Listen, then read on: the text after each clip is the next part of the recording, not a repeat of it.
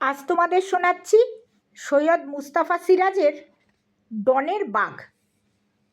শ্রীমান ডন ঘরে ঢুকে বলল, মামা 2টো টাকা দেবে? খুব মন দিয়ে একটা রহস্য কাহিনী লিখছিলুম, তাই ঝামেলা না বাড়িয়ে বললুম, আচ্ছা দেবক্ষণ। ডন এগিয়ে এসে লেখার কাগজে হাত রাখল।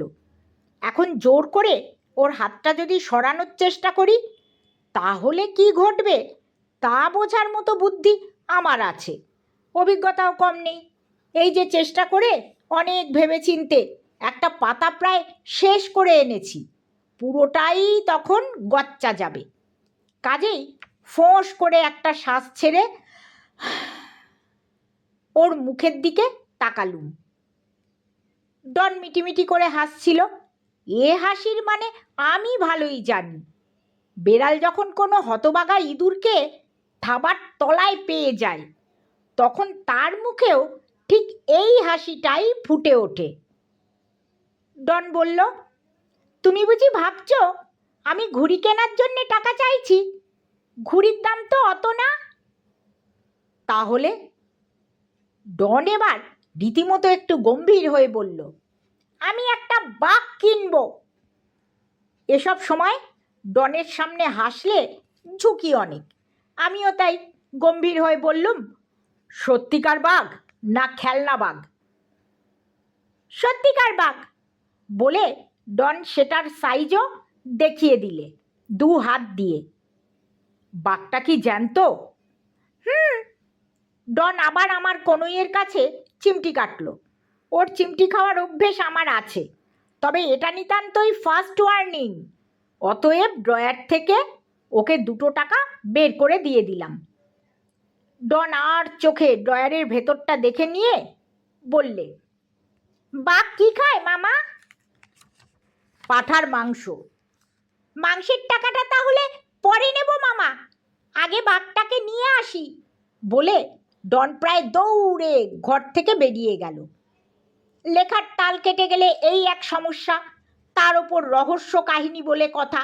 যতবার কাগজের পাতায় রহস্য আনার চেষ্টা করি ততবার ডনের বাঘ এসে হালুম করে ডেকে ওঠে। ডনের এই বাঘটার রহস্য আমার কাল্পনিক রহস্যটাকে বোকা বানিয়ে ফেলে। অগত্যা কাগজ কলম রেখে হাই তুলে ভাবতে বসলুম এবং ভাবতে বসেই ভীষণ চমকে উঠলুম। ডন কি সত্যিই বাঘ কেনার জন্য 2টো টাকা নিয়ে গেল? 2 টাকায় বাঘ? সত্যিকার আর জলজান্ত বাঘ? ডনের বিচ্ছুপনার শেষ নেই, কিন্তু পারতপক্ষে আমার কাছে তো সে মিথ্যে কথা বলে না। অন্তত বলার কোনো প্রমাণ আমি আজ পর্যন্ত পাইনি। অনেক ক্ষেত্রে তার বোঝবার ভুল হয়েছে বলে তার অনেক কথাই মিথ্যে প্রতিপন্ন হয়েছে, কিন্তু সে তো তার দোষ নয়। যেমন আজব চাকতি খেয়ে রামু ধোপার গাধাটার ভালুক হয়ে যাওয়ার ব্যাপারটা। চাকতিটা যে লোকটা ডনকে বেচেছিল মিথ্যেবাদী তো সেই লোকটা। চাকতি খেয়ে গাধা ভালুক কিংবা ভালুক কি কখনো গাধা হয় সে কি ডন জানতো? ডনের 2 টাকায় বাঘ কেনা নিয়ে যত ভাবলুম তত অস্বস্তি বেড়ে গেল। এ বাজারে 2 টাকায় বাঘ কেনা যায় তার চেয়েও আশ্চর্য বাঘের যে বড্ড আকাল পড়ে গেছে। ঘণ্টাখানেক পরে ধূপ ধূপ শব্দে টের পেলুম শ্রীমান আসছে। দরজায় উকি মেরে তাকে দেখতে পেয়ে বললুম, কই রে, তোর বাঘ কোথায় গেল? ডন হাঁফাতে হাঁফাতে বলল, আমার সঙ্গে এসো মামা, শিগগির শিগগির এসো। কোথায় যাব তোর সঙ্গে? এসো না, বাঘটাকে নিয়ে আসবে। ডন আমার হাত ধরে টানতে টানতে নিয়ে চলল। মুখ খুলতেই দিল না। খেলার মাঠ পেরিয়ে ঝিল, ঝিলের ওধারে জঙ্গলের ভেতর ভাঙা শিব মন্দির। সেখানে গিয়ে সে চাপা স্বরে বলল, বাঘটা মন্দিরের ভেতর আছে, আমার ভয় করছে মামা, তুমি ওকে নিয়ে এসো। একটু অবাক হয়ে বললুম, মন্দিরের ভেতর যদি সত্যি সত্যি বাঘ থাকে তাহলে তো বড্ড ভয়ের কথা। আমাকে দেখে যদি হালুম করে ওঠে নির্ঘাত ভিড়মি খেয়ে পড়ব। আর বাঘটা এসে আমার মাংস ছিঁড়ে খাবে। ভাবতেই শরীর ঠান্ডা হিম হয়ে গেল। বললুম, ডন, তুই কি বলছিস? এই ভাঙা মন্দিরে বাঘ আসবে কোত্থেকে? আজকাল কি আর যেখানে সেখানে বাঘ আছে নাকি? সব তো এখন টাইগার প্রজেক্টে গিয়ে ঢুকেছে। ডন রাগ করে বলল, ভ্যাট, তুমি বড্ড ভীতু মামা, আগে গিয়ে দেখবে তো। পা টিপে টিপে বটগাছের ঝুড়ির আড়ালে এগিয়ে গেলুম। ডন আমার পেছনে। এবার ফিসফিস করে বলল, ওই দেখো মামা, লেজ নাড়ছে। কি দেখতে পাচ্ছ তো? সত্যি ওটা একটা লেজই বটে, কিন্তু কিসের লেজ তা আরও ভালো করে দেখার জন্য প্রচণ্ড সাহসে আরও কয়েক পা এগিয়ে গেলুম। তারপরই দেখতে পেলুম বাঘটাকে। বুকের রক্ত ছলাৎ করে উঠল, হাত পা একেবারে অবশ হয়ে গেল যেন। সত্যিকারের বাঘই তো বটে, একেবারে জলজান্ত ডোরাকাটা কেঁদো বাঘ।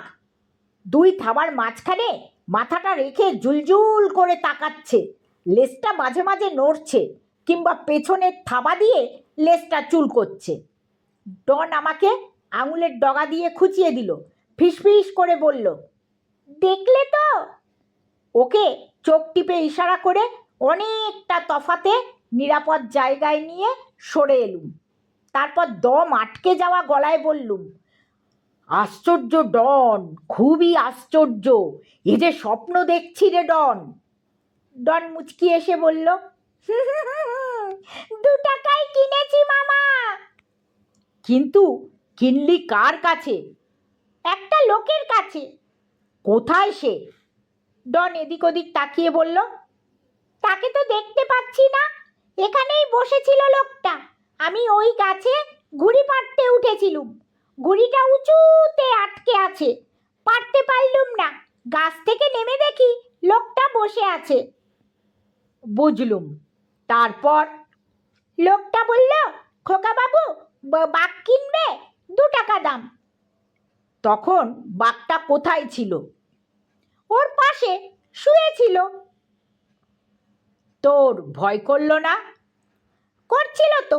লোকটা বলল, খুব ভালো বাঘ, কামড়ায় না, পোষা বাঘ কি না।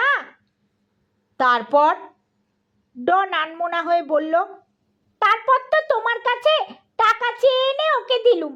ও বলল বাঘটা মন্দিরের ভেতর প্রণাম করতে ঢুকেছে, প্রণাম করা হলে বাড়ি নিয়ে যেও। তারপর সে চলে গেল তো? হ্যাঁ, যাবার সময় মন্দিরের সামনে গিয়ে বাঘটাকে বলে গেল, বুদ্ধুরাম, এই খোকাবাবুর সঙ্গে যাস, ওর কথা শুনিস। ডন দম নিয়ে ফের বলল, বাঘটার নাম বুদ্ধুরাম মামা। তারপর তুই বাঘটাকে আনতে গেলি বুঝি? গেলুম, কিন্তু বড্ড ভয় করলো, তখন তোমাকে ডাকতে গেলুম। একটু ভেবে বললুম, বাঘটার নাম বুদ্ধুরাম, তাহলে আয় তো, এবার ওকে নাম ধরে ডেকে দেখি।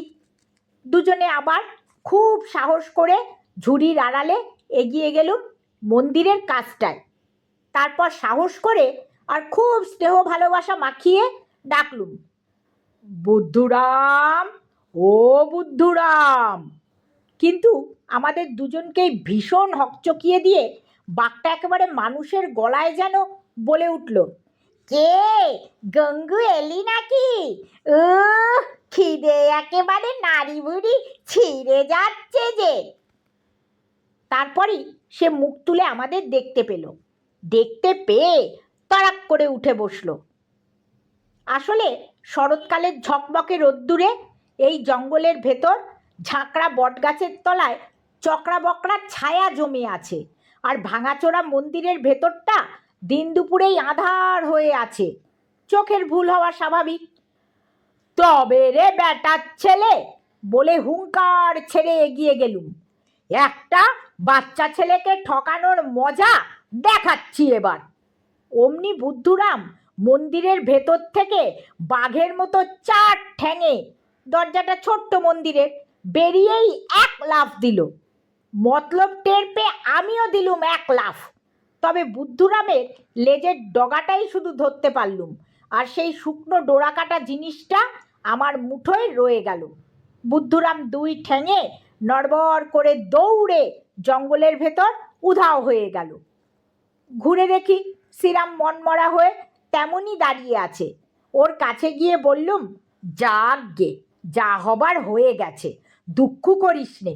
2 টাকায় অন্তত বাঘের লেজ তো কিনতে পেরেছিস, এই যথেষ্ট। এই নে।